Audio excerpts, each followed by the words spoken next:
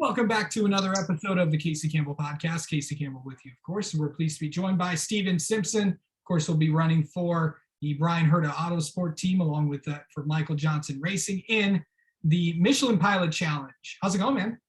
Great, Casey. Thanks for having me back. All right, so let's talk. I know that there's a lot of people that been wondering a lot. I know you've ran in. You've ran in the IMSA with the JDC team for all those years. What's it been like to with the Michelin Pilot Challenge with all this stuff? What's that been like? A little bit shorter race. I know you have a Rolex, but what's it like to have with the Michelin Pilot Challenge with all this? Yes, it's. I've been very fortunate to run here at Daytona many times over the last bunch of years, and like you said. Had a lot of success in prototypes with JDC Miller Motorsports, and we won the race a couple years ago, which was a big highlight, something I'm very proud of. And then this year, not running the 24, but focused on my program with Michael Johnson, who I have been working with as his coach and co-driver for 11 years now, something I'm very proud of, and racing a Hyundai Elantra N TCR car for Brian Herta Autosports. So it's a 4-hour race for us on Friday. And Michael and I will be going for our third podium in a row here at Daytona in the Michelin Pilot Challenge. That'll be exciting. What's it been like? I know a lot of people, I know people that watch sports cars, I know with the IMSA WeatherTech Sports Car Championship, but a lot of people with this Michelin Pilot Challenge, which used to be the Continental Tire Sports Car Challenge, which used to be that before Michelin came in there. But what's that been like to run that series as well? Because those races are just about as entertaining. Oh, absolutely. The 4-hour race and the IMSA Michelin Pilot Challenge really feels like a 12-hour race. There's so much action on track and hard racing, good hard racing. So it's fantastic championship, fantastic series, and definitely we'll be having a lot of eyeballs on it on Friday afternoon. So I'm very, like I said, very proud to be a part of it.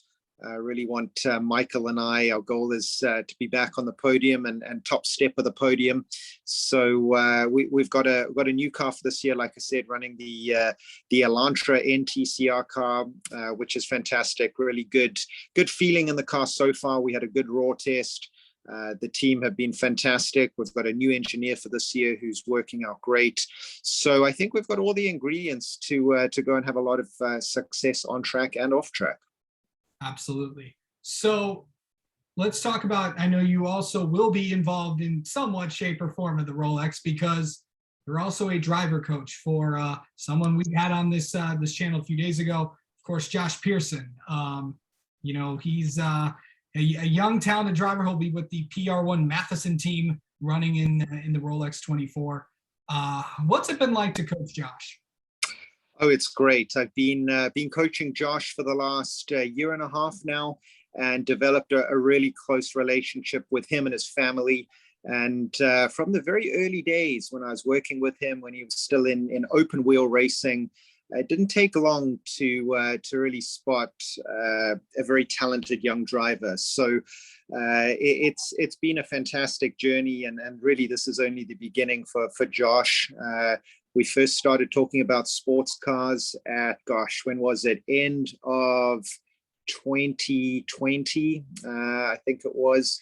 And one thing led to another. And Josh was here at the Rolex 24 last year. He was on the timing stand. I gave him a radio for our car in the Michelin Pilot Challenge to give him a bit of a taste for IMSA racing, and then we stayed for the 24-hour, and that really was the real start of his sports car program. We spent a lot of time testing last year, and I'm very excited for him. Like I said, he's a really talented young driver, and it's my job to develop those talents and provide good advice and mentorship. Both in the car and out of the car for him. And he's got a big sports car program, obviously racing full-time in IMSA, and then also racing full-time in WEC for United Autosports. So I'll be with him every step of the way. Every time he's in a race car, whether it's a race or a test, I'll be there coaching him. So he's got a big, bright future ahead of him. Yeah, so he's running two 24-hour races. Of course, the Rolex 24 Daytona this weekend, and then he'll be running the 24 Hours of Le Mans later this year. You've been in these races before. You've won these races, as I mentioned. What have you told him about this, about what to expect here at this race? Oh gosh, so much. I definitely couldn't fit it in not a 10-minute interview, not even a 2-hour interview. So there's a whole lot that goes into these long races, and Josh isn't here just to compete. He takes his racing very seriously. This is absolutely a career for him. So yeah, we're here to have a lot of success, and that's my job to help him get there. But obviously, in endurance racing, it's not just about how fast can you go. It's traffic management. It's looking after a race car over long stints. It's working with teammates, lots of pit stops, lots of driver changes. So there's so much to it that is new for Josh. But when he hit the track on Friday in the raw test for the first time, he looked like he had been doing this for a couple of years. He was very at home and really ticked all the boxes. Good in traffic, safe in traffic.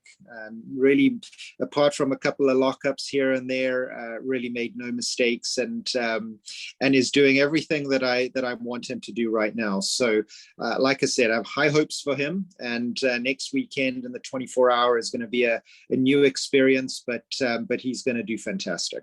Yeah, it's going to be fun to see what he can do this year. I mean, he's a young kid, and to see him doing it, I don't know, it's a big deal. I know that, not too often you get to see someone like of his talent in these big races. How big of a deal is that for him? It's a very big deal. It really is. But he's taking it in his stride. He's obviously, I'm there for him. Every minute he's in the car, but he's got great teammates as well. He's got Stephen Thomas, who's the bronze driver, Jonathan Bomarito, and Harry Ticknell. So he's got a lot of good support with his co-drivers. The strategist, engineer, and crew are all doing a great job for him. So he's got all the support he needs.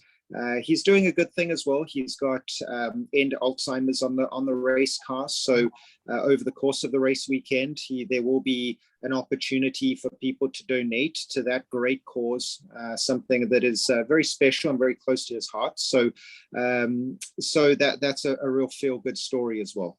All right. Of course, yeah, he's working with a couple of guys that used to be in the Mazda, and of course in the Mazda Motorsports group. So it's pretty good prototype drivers as well, of course, as yourself. But yeah, what are we going to expect out of this 4-hour race? And what's the biggest? I know you've won this race. I've asked every driver this I've talked to today and throughout the weekend getting ready for the Rolex. What's the biggest key to win the Rolex 24? Staying out of trouble. You need to make sure that you have an undamaged car for those last 4 to 6 hours of the race. So that's really the main thing. Next up would be making sure that you don't make any mistakes. We've seen races won and lost by one of those last couple pit stops, and maybe there was an error in the pits or a speeding violation, and that can really throw a lot of hard work out the window. So staying out of trouble, making sure your car isn't damaged, and not making any mistakes. Those are some of the main secrets to winning this big race. All right.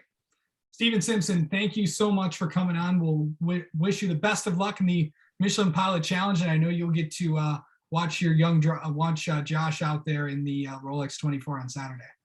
I appreciate it. Thanks, Casey.